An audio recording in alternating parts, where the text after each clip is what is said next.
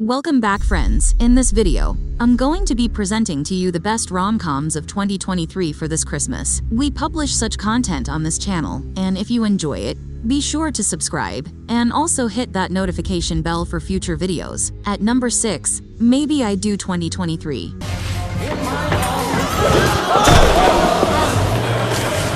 In this movie, Michelle and Alan have been together for quite some time in a relationship, and just after Michelle's best friend's wedding, she was hoping to be the next, if she got the bride's flowers, and this way she and Alan would have kids at the same time as her best friend, so that their children also grow up as best friends. But Alan was not ready for a lifetime commitment, so he stopped Michelle from getting the flowers. To Michelle, what Alan did in front of all the guests at the wedding was the biggest embarrassment of her life, and she wondered why Alan would not want to marry her after all the time they were together. So she gave him a condition, that if he really wanted to be with her, he had to put a ring on her, otherwise they were wasting time together. So she immediately packed her stuff and went to stay at her parents' for some time. Both Michelle's parents and Alan's had been married for a long time, raising their children, but it reached a point where the connection between each couple had got lost. Surprisingly, on the night of Michelle's best friend's wedding, her mother was with Alan's father and father with Alan's mother, each trying to find happiness elsewhere,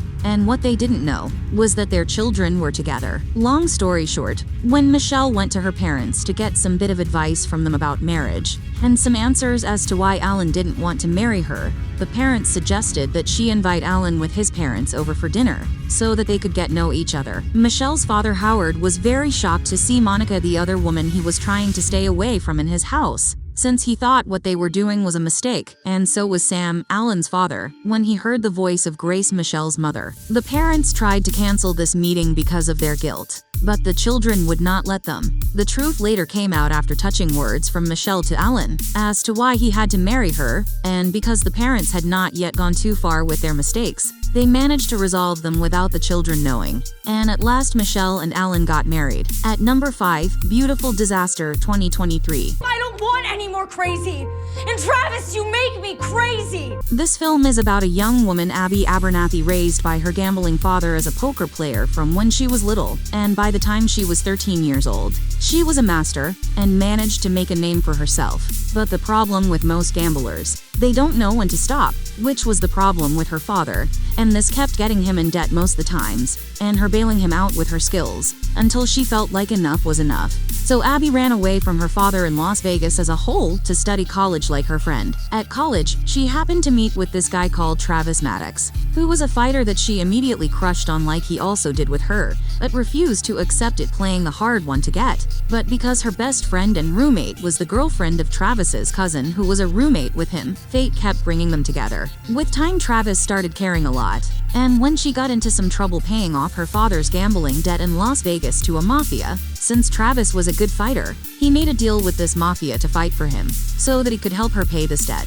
which was over $100,000, risking his life, which impressed her, that he was willing to die for her. In the end, even though he was beaten seriously in the ring, thank God a fire started that saved him from being killed. And the other thing Abby found out was that her father had just set this up because he was no longer good at gambling, as she was to get this money. Abby finally accepted Travis for who he was and vowed to love him no matter what. At number 4, The Other Zoe 2023. I always thought that relationships should be based on, data. In this film, there was this college girl called Zoe Miller, who thought love was based on a scientific algorithm.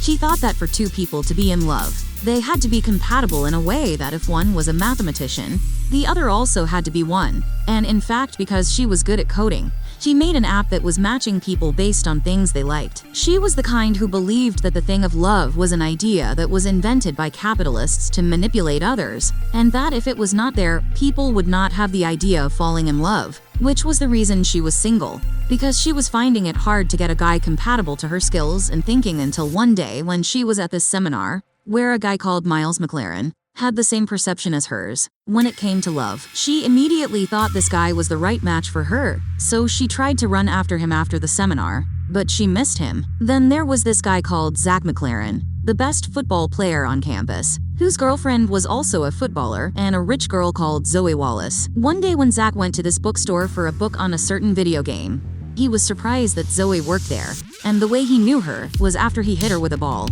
as she was walking on school campus with her best friend Elle. Because the book he wanted was not available at the store, she suggested to order it for him, which he agreed to. So he gave her his credit card to process the payment, and after he just left on his bicycle without it, because she was a distraction to him. When she ran after him to give it to him, her distraction caused him an accident, and he got a concussion after hitting his head on tarmac. She panicked when this happened, and after she gave him CPR first aid, he woke up with his memory lost and looked at her as his girlfriend Zoe Wallace, since she was also called Zoe. At the hospital, his parents had never met Zoe Wallace, and when she introduced herself to them as Zoe, they thought she was the Zoe he talked a lot about at their home. And because the doctor had made it clear not to say or do anything that would cause Zach to get a permanent memory loss, she first kept this from Zach's parents. And since Zoe Wallace was on a vacation with her family out of the country, the time she wanted to tell them the truth, Zach's cousin Miles, the guy she crushed on from the seminar, showed up for the weekend. So her best friend Elle advised her to pretend for the weekend to get close with him as a sign of fate, so she did. To her disappointment, she found out that Miles was one mean and selfish guy, and when she decided to spend some time with Zach, she was very surprised by the kind he was. She wished he could have memories of what they shared even after he got his memory back, so that he could hang out with her one day. The truth came out after Zoe Wallace unexpectedly showed up, and the whole family looked at Zoe Miller as a liar, but because she had not left Zach the same. In the end, he broke up with Zoe Wallace and ended up with Zoe Miller, which proved her wrong about what she thought about love. At number 3, Love Again 2023. I need the full truth from you at all times. Even if it's messy, even if it's painful. This romantic comedy drama is about an artist called Mira Ray, who lost the love of her life, John, in an accident in front of her, just about when he was about to propose to her, and for over 2 years. This affected her professional and personal life, in that she put everything else aside to grieve John, while leaving with her parents. After these 2 years, with the help of her sister and best friend Susie Ray, she felt like it was time to move on. So she moved back to the city to pursue her artistry, making caterpillar books for children of her publishing house. But she was always distracted, remembering John's accident like it was yesterday. Then there is this guy called Rob Burns, a music critic at some big newspaper company, who had just gone through a messy breakup and afraid to love again. At his place of work, each worker was given a new cell phone strictly for monitoring purposes. And guess what? The number Rob was given once belonged to the late John. And this happened at the time Mira felt like it would be okay to pretend like John was still alive, and on something like a work trip texting him about things going on in her life. She would text everything she felt from deep inside to the late John's number, and even though she would go through in her daily life. But what she didn't know was that this number now belonged to someone else. When Rob first started getting these texts, he first thought it was his workmate Lisa Scott trying to get at him, but when he found out that she was not the one, the next thing was to find out who was sending them. One night Lisa was going on this date that Susie got her to move on from some social media app, so she texted this to John's number, and where it was going to happen. Rob knew where this joint was, so with the company of his friend, he went to it, and in fact they sat across Mira. But he could not tell who she was, and later on she left with her date, who by the way things didn't seem to work out. He kept trying to track her down following leads from the texts, and one night from this opera show, they ran into each other, but he thought she was just another angel God had sent him. And when they exchanged numbers, he did some digging on her on Facebook. He found out that her husband died 2 years back, and the number she was texting belonged to him, which was how Rob knew that she was the woman he was looking for. The problem was, he was afraid to tell her the truth because he thought she would run off. And just when things were getting right for them, Mira found out the truth from his laptop. When she saw the messages she used to send to John, she got disappointed, left him and asked him never to call again. But this was not the end of them. At number 2, Magic Mike's Last Dance 2023. Now, please don't make me spit it out because it's the first time I do these. In this film, the main 2 characters are Maxandra Mendoza and Mike Lane. Mike is a waiter at the current point in time, but back in his old days, he used to be a dancer, and surprisingly, he was very good at it. For Maxandra Mendoza, she is a middle-aged woman going through an ugly divorce from her rich husband, and because of this stress, one evening after a fundraising party in Florida organized by her where Mike acted as the waiter, after one of her friends told her what Mike used to do in the past, she felt like she could use the distraction to kill her stress, so she sent for him and asked the price for one dance to entertain her. She agreed to pay him $6,000 from $60,000, but after the dance, impressed by his dance moves, she asked him to fly with her to London on a private jet, work for her for 1 month, and she would pay him the $60,000 he initially asked her for. He agreed because he was broke and in debt,